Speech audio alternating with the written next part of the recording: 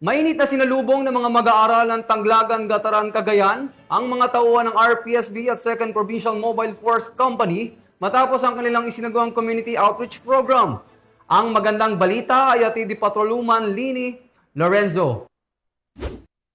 Bilang katuwang ng komunidad sa pagsusulong ng kapakanan ng kabataan, muling pinatunayan ng Revitalized Police sa Barangay Team at 2nd Cagayan Provincial Mobile Force Company ang kanilang malasakit sa edukasyon ng maghatid ng tulong sa mga mag-aaral ng Barangay Tanglagan, Gataran, Cagayan nito lamang unang araw ng Oktubre taong kasalukuyan.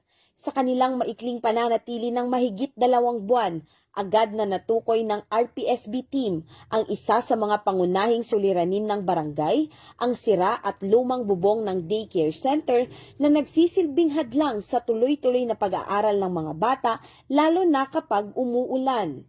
Pinangunahan ni Police Lieutenant Francis Patawi ang aktibidad kasama ang buong RPSB team, katuwang ang 2nd Cagayan Provincial Mobile Force Company sa pamumuno ni Police Major Jefferson D. Mukay, Acting Force Commander, at ang advisory group sa pangunguna naman ni Sir Gilbert Chan, Vice President for Internal Affairs. Sa kanilang pagbisita, personal nilang iniabot ang mga school supplies para sa 36 na mga mag-aaral, isang wall fan at isang 32-inch smart LED TV na magagamit ng guro at mag-aaral upang higit pang mapabuti ang kalidad ng pagkatuto sa loob ng silid-aralan. Ang nasabing aktibidad ay bahagi ng Adopt a School project ng RPSB na naglalayong hindi lamang maghatid ng paunang suporta kundi magsilbing simula ng mas matibay na ugnayan para sa ikabubuti ng edukasyon sa komunidad. Bahagi ng kanilang long-term plan ang pagsasaayos ng nasirang bubong ng daycare center upang masiguro ang ligtas at maayos na pag-aaral ng mga kabataan.